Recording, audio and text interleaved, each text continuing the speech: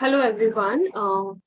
I welcome you all to today's session of Daily Current Affairs. Without any further delay, let's just start with today's news. Okay. The first news that we have today is related to the Anti-Defection Law, which we are going to read in detail. Also, there is some contemporary things happening because of which there is a question about whether the anti-defection law has failed in India. So it is a question that is being answered in this particular news that we have today. So let's just try to understand. Many ruling party legislators from the Shiv Sena political party from the state of Maharashtra have revolted against the leadership. There are indication of mass defection in the party. So actually ये news में इस वजह से है कि currently Maharashtra में जो Shiv Sena party है तो उसमें कुछ लीडर्स हैं जिनके अगेंस्ट बहुत ज्यादा रिवॉल्ट हो रहा है और ये इंडिकेशन भी मिल रहा है कि जो मास डिफेक्शन है मतलब डिफेक्शन इज बेसिकली जो दल बदली होती है from one party to another that can happen in the party. So this party churn in Maharashtra has brought the focus upon the anti-deflection law, and because of this particular incident which is happening right now in Shiv Sena Maharashtra, so इसी की वजह से कहीं ना कहीं जो anti deflection law है उस पे नजर जाती है और ये एक क्वेश्चन खड़ा हो जाता है कि whether the anti-deflection law is failing. Now we will try to understand that what is anti-deflection law. The 10th schedule of the Constitution, popularly referred to as the Anti-Deflection Law, was inserted by the 52nd Amendment in 1985 to the Constitution. Okay, so these are the key points which you need to remember when it comes to anti-deflection law. Number one, कि ये जो है 10th schedule में है Constitution के, and 52nd amendment जो हुआ था which happened in 1985 उससे इसको Constitution में add किया गया है. Okay. Now, deflection has been defined as to abandon a position or association, often to join an opposing group. So suppose there are two political parties and this is A political party, this is B political party, and somebody is a member of political A party, of party A, and then he moves from this party to this party, then that is considered as deflection. Okay, so yeah. Then ये जो law है इसमें दो type के deflection की बात होती है basically. So the number one is a member voluntarily giving up membership of the party on whose symbol he got elected. So जो पहला दो तरीके के इसमें मैंने बताया आपको कि डिफ्लेक्शन की बात होती है इस पर्टिकुलर लॉ में. पहला जो होता है एक ऐसा वॉलंटियर जो भी मेंबर होगा वो वॉलंटरली अपनी मेंबरशिप को गिव अप कर they from that particular. Okay, और जो सेकंड टाइप के डिफ्लेक्शन की बात होती है तो members violating a whip issued by the party to vote in a particular way or to abstain from voting.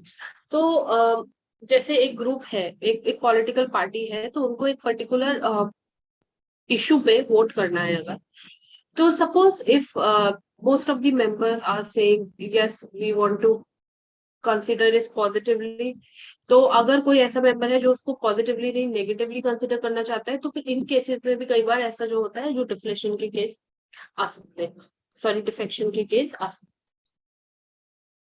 Now, the anti-defection was introduced to ensure that a party member does not violate the mandate of the party, and in case he or she does, she will lose membership of the house.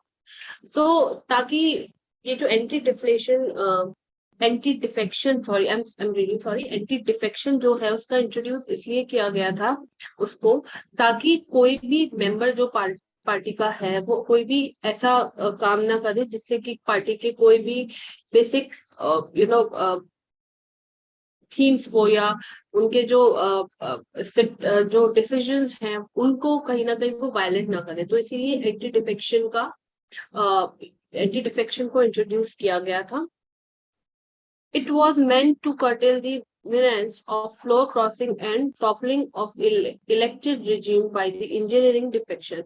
Hence, it sought for stability of the government. So basically, इसका जो काम था वो ये था कि जो government में स्टेबिलिटी है वो मेंटेन रहे. ऐसा ना हो कि एक मेंबर जो आज इस पार्टी का सदस्य है कल दूसरी पार्टी का बन जाए फिर तीसरी पार्टी का बन जाए. ऐसा नहीं होना चाहिए. अदरवाइज एक जो इंस्टेबिलिटी है वो रह जाएगी गवर्नमेंट में. तो वो इंस्टेबिलिटी को हटाने के लिए, स्टेबिलिटी को मेंटेन करने के लिए ये किया गया कि जो डिफेक्शन है उसको रोकने के लिए ये पर्टिकुलर लॉ को लाया. Okay, I hope this much is clear to you. Now we are going to see what are the concerns which are related to this particular anti-defection law.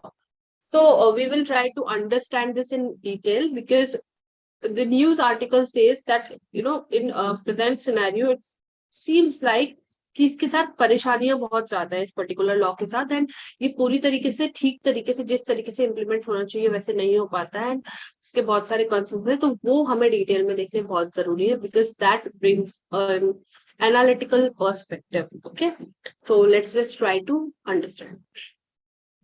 Antithetical to principle of representative democracy.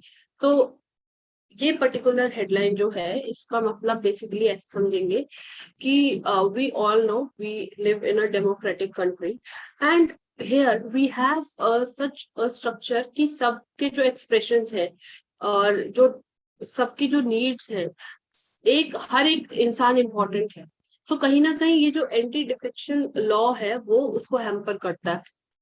Okay, so कैसे? Let's just try to understand. The anti-defection law was forced by forcing the elected members to stand by the party line comes across as being against the principle of representative democracy.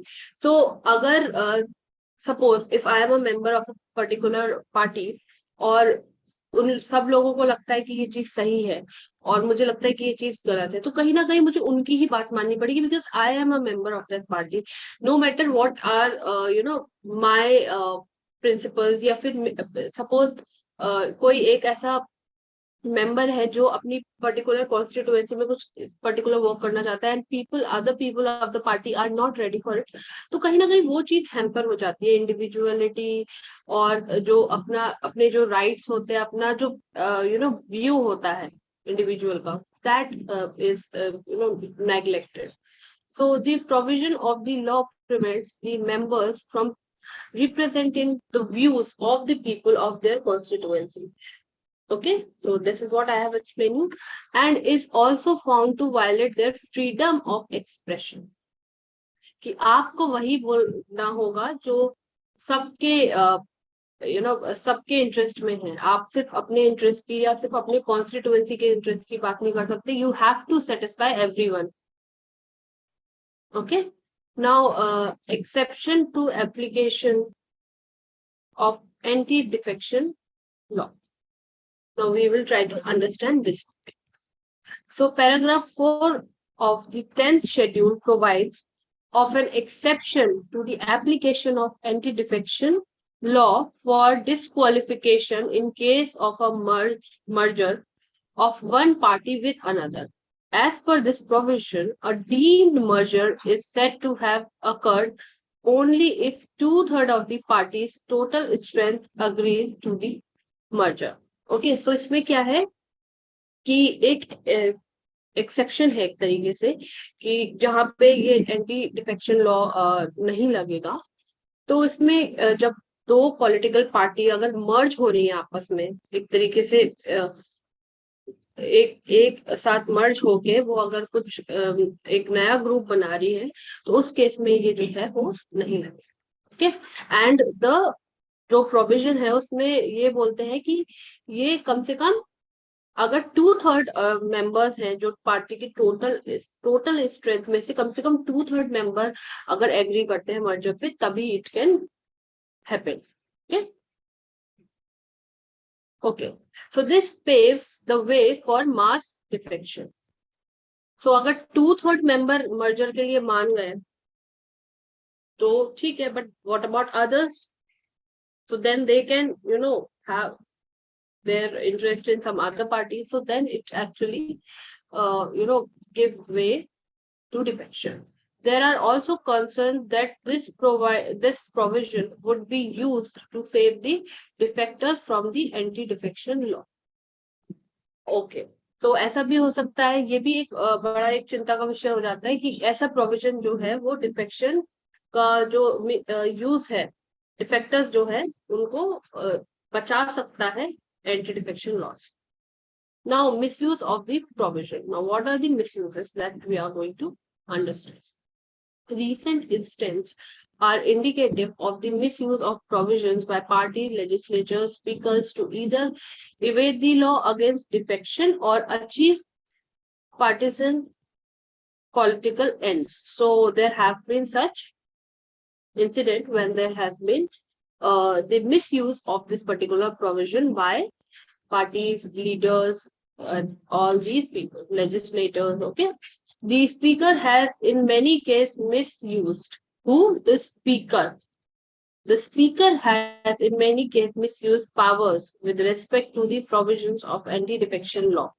In many cases, the speaker have chosen not to act on anti-defection petitions. So जो speakers हैं उन्होंने कई बार misuse किया है, and ऐसी जब cases आते हैं कि they must take action against such petition जो कि anti-defection के होते हैं, and in such cases also it have been observed that speakers कुछ उसके ऊपर act नहीं करते हैं. This has allowed members to continue as members of the House as well as become ministers despite having had defected to the ruling party. And because they are not taking action, तो उसकी वजह से कहीं ना कहीं ये ऐसा भी हुआ है कि लोगों ने डिफेक्ट किया है, उसके बाद भी वो मिनिस्टर्स बने हैं, and this is happened. As per the anti-defection law, the presiding officer of the legislature to disqualify any defector or a petition by another member. Okay, there has been recent episodes of members submitting resignation letter to escape disqualification proceedings. So also there have been such cases. Now there is another point, which is the uncertainty around the law. A member using the voluntarily giving up membership mode of defection has been a source of dispute and litigation. Now, what are the sources? Supreme Court decisions on the aspect have not been conclusively, and there continued to remain scope for further dispute and litigation. So primarily जो ये term है voluntarily giving up membership, ये थोड़ा सा ऐसा हो जाता है कि कहीं ना कहीं इसके there are a few dispute, there can be misuse also, and then Supreme Court ने जो decision दिए उसमें भी कहीं ना कहीं proper conclusion नहीं draw किया जा सकता to further understand the scope of this law. Now, what are the recommendations? Let's just try to read them. As the anti-defection law has failed to curtail defections and has been liable to misuse, there is a strong case to reform the anti-defection law. So, in such cases, it is very important कि जो anti defection law है उसमें कुछ changes आने चाहिए ताकि इसका जो मिसयूज है वो बच सके, और कहीं ना कहीं जो एंटी डिफेक्शन लॉ है जिस काम के लिए वो बना है उस काम को ही फुलफिल नहीं किया जा रहा, तो then what is the, so there are needs, so many things need to be changed, reform चाहिए इस particular law में. Redefining the merger clause, shifting the adjudicatory power from the speaker to some other credible authority could be some of the important aspects to be considered for reforming the law. So earlier we saw that speaker is here we saw that the speaker is not taking actions not considering such cases. So अगर speaker से हटा के वो power, एडजुकेटरी जो power है वो speaker से हटा के अगर किसी और क्रेडिबल अथॉरिटी को दी जाए तो रिफॉर्म होने के चांसेस बढ़ जाते हैं. Okay. So with this, we come to an end to this particular news. Now we will move forward to the next news that we have today. Okay, so the next news today that we have is related to Jyotirgamaya festival. Okay, this is very important from objective type of questions perspective and also from answer writing. On the occasion of the World Music Day, Jyotirgamaya festival was organized. So Jyotirgamaya festival is organized by the Sangeet Natak Academy. Okay, so try to understand this. I have also attached the image with this so that to make you make it more appealing and understandable to you people. Jyotirgamaya is a unique festival organized to showcase the talent of rare musical instruments from across the country, including street performers, trained artists, entertainers, performers attached to temple, etc. So ये एक तरीके का festival है जो कि organise किया जाता है एंड ये म्यूजिक इंस्ट्रूमेंट से रिलेटेड है एंड उसमें कोई एक स्पेसिफिक क्राइटेरिया नहीं है कि सिर्फ जो ट्रेंड लोग होंगे जिन्होंने सीखा होगा प्रोफेशनली वही आ सकते हैं, बट एनीबडी, अगर कोई एक स्ट्रीट परफॉर्मर है, ही और she is also welcomed there, they can showcase their talent and also the other people who might be doing it in some temple or other places, उनको भी यहाँ पे अपना टैलेंट शोकेस करने का मौका दिया जाता है. The festival aims to spread awareness about the need to protect the craft of making and skills of playing the rare music instruments and to provide a platform to unheard artists. So क्या M है इसका कि awareness फैलाई जाए कि हमारा जो craft है, हमारे जो म्यूजिक है, रेयर जो इंस्ट्रूमेंट है जिसको बजाने की कला है, उसको एक प्लेटफॉर्म दिया जाए और ऐसे लोग जिनका टैलेंट, जिनका म्यूजिक किसी ने नहीं सुना है, उनको एक प्लेटफॉर्म दिया जाए. Okay, now we have some more details about this particular thing. Now, because I initially told you that this festival is organized by Sangeet Natak Academy. So we will try to understand that what is Sangeet Natak Academy. Sangeet Natak Academy was established in 1953 with the objective of preserving and promoting the vast intangible heritage of India's diverse culture, expressed in form of music, dance, and drama. So, the Sangeet Natak Academy is not just about music, but it is also for dance and drama. Okay, so this is important. You need to consider this, and also consider the year. This is also important. It is the apex body in the field of performing art in the country.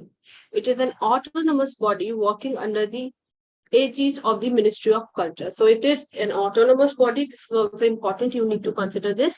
और ये जो Ministry of Culture है उसके अंदर काम करती है. ठीक है. The chairman of the Sangeet Natak Academy is appointed by the President of India for a term of 5 years. This is also very, very important. So in this particular slide, you have so many important, one-liner questions. So please consider this. Chairman जो है वो appoint करते हैं president of India and ये 5 year के लिए इनका term रहता है. This is important. Okay. Then the registered office of the academy is at Rabindra Bhavan. The Sangeet Natak Academy Award are the highest national recognition conferred to artists. Also, these awards, Sangeet Natak Academy Awards, ये highest national recognition award है जो कि artists को दिए जाते हैं. So with this, we come to an end to this second news also. It has so many very minute important points which can be asked in questions. Now we will come to the next news, which is related to Udaipur's bird village to be declared as wetland. Now let's just try to understand this news. Okay. Menar in Udaipur district, which is regarded as the bird village, is said to be notified as Rajasthan's new wetland. Okay, so please remember the name of the place, which is Menar, and it is in the district of Udaipur. The move is expected to help the region get the Ramsar site status under the Ramsar Convention 1971. The freshwater lake of the region will be protected with the application of the Wetlands Convention and Management Rule. So उस area में जो lake है उसको जो fresh water है lake का उसको फिर प्रोटेक्शन दी जाएगी under the wetlands act. Now, currently, Rajasthan has two wetlands recognized as Ramsar site, namely Kaladev Ghana in Bharatpur district and Sambal Salt Lake in Jaipur. So these are the two which you need to remember, and also you need to remember the name of the place. I'm telling you again and again, Manar. So please remember this, okay? The two lakes in the village, namely the Brahma and Dhanta, host a large number of migratory birds during the winter season, which include the greater flamingos, white-tailed lapwing, pelican, marsh heron, bar-headed goose, common tail, green shark, pintail, wagtail, green sandpiper, and red-wetted lapwing. So these are the names which I know it's difficult to remember, but you can just read 2-3 times and then you will be able to recall it. Okay, so you can just remember these lakes. Okay, ताकि आप भूलो ना. तो important lakes कौन से हैं, then कौन से दो राजस्थान में wetland हैं, क्या नाम है, then किस अभी recently उदयपुर के कौन से village को जो है बर्ड विलेज पहले कहा जाता था, एंड इस बर्ड विलेज को अब क्या नोटिफाई किया गया. So all these important things you need to remember. So with this we come to an end to this particular news also. This is very important from your objective type questions perspective. Now we come to another news which is related to Kerala. So Kerala to have its own regional red list of birds. So there are total 35 threatened birds in the state as per the IUCN list. Now let's try to understand this. Kerala will have its own red list of birds as the Kerala Bird Monitoring Collective led by Kerala Agricultural University. And the bird country, India, will conduct the regional red list assessment.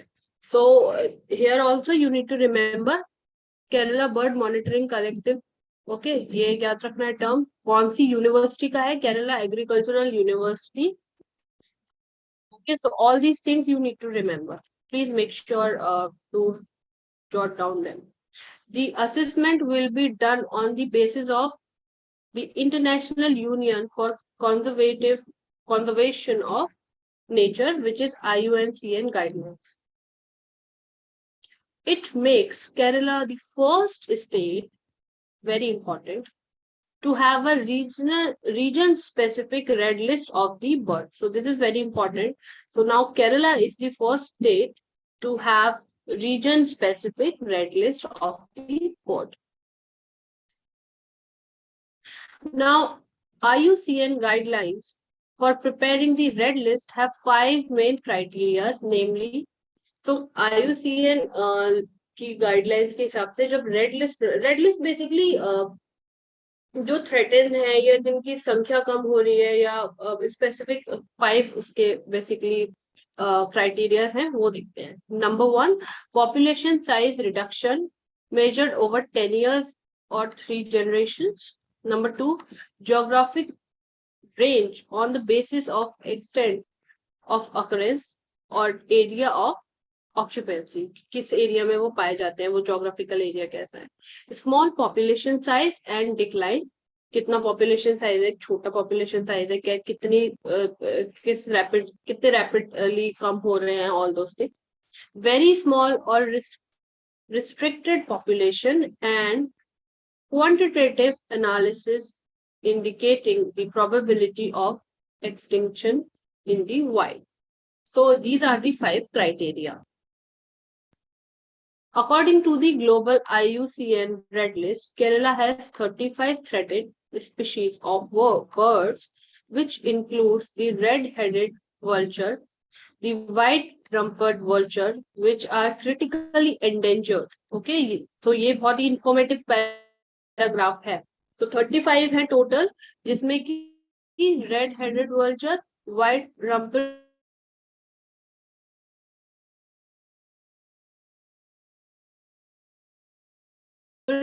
vulture, जो कि critically चिलपन, Nilgiri चिलपन, which are endangered, and 11 species are vulnerable. So this is a very informative paragraph. Okay, read it twice or thrice. Okay, so with this we come to an end to the news that we had today.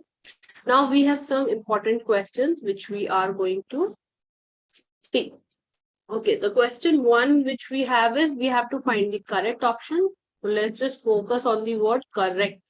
So India is the world's largest producer of salt. Among these states, Rajasthan accounts for the largest salt production in India. Number 3, salt produced from mining accounts for around 30% of the total salt production in India. So then options we have, number 1 is 1 and 2 only, then 2 only, 3 only, and none of the above. So what do you think which will be the right answer? Okay, none of the above is the right answer. Why? Let's just try to understand. So India is world's 3rd largest salt producer. Your homework is you have to find out which is the 1 and 2. Among the Indian states, Gujarat accounts for the largest salt production. Gujarat accounts for 80% of the total salt production in India. So Gujarat is the largest, not Rajasthan. Only around 0.5% of salt production in India is produced by mining. 99.5% salt is produced either from seawater or from subsoil. Okay, so all the 3 options are wrong, and that is why option D is okay. Okay, with this we move to another question. Okay, so we have these 4 options giving from the perspectives of bird. These are 4 names of the bird. Banasura Chilapan, then Ceylon frogmouth, Jordan's nightjar, and great horned. So these are the 4 names of 4 different birds. How many of the above birds are found in the state of Kerala? Only 1, 2 only, 3 only, all the above. So now let me tell you, elimination would not work here. Okay, so yeah, you have to just get, if you remember it, then you will be able to answer. So the option D is correct. All the 4 are found in Kerala. Okay, so Bansura Chilpra bird is found in Sola habitat in a small section of the Western Ghats in southwest Kerala and northern Kerala. The frogmouth is distributed across the Western Ghats, wet evergreen from the Karnataka's border to the Naya sanctuary at the tip of Kerala. So this is also found in Kerala. So, so the Thateked sanctuary is also, having a rich population of these frogmouths. They are actually named for their large flattened hooked bill and huge frog-like gape, which they use to take insects. So in order to have insects, I think I will bring an image of this also in the next session. Then you will be able to understand, or you can just search it or it on your own. Okay, so Jordan's nightjar is a medium-sized nightjar species native to southern India and Sri Lanka. So southern India, means it will be found in Kerala. The Great Hornbill is one of the largest members of the hornbill family. It occurs in the Indian subcontinent and South Asia. It is predominantly frugivorous, but also preys on small mammals, reptiles, and birds. The government of Kerala declared it as the official Kerala state bird. So hornbill is the official Kerala state bird. So explanation सिर्फ आपको उस particular answer के लिए ही explanation नहीं देती है, but it also gives you some extra information. So when I'm telling you the explanation part also, you need to give a little more emphasis on this. So you come to know, if you did not know, you come to know now that the Kerala government has declared the hornbill as the official Kerala state bird. So with this, we come to an end for today's session, and I'll see you soon with next session with new current affairs. Till then, keep studying.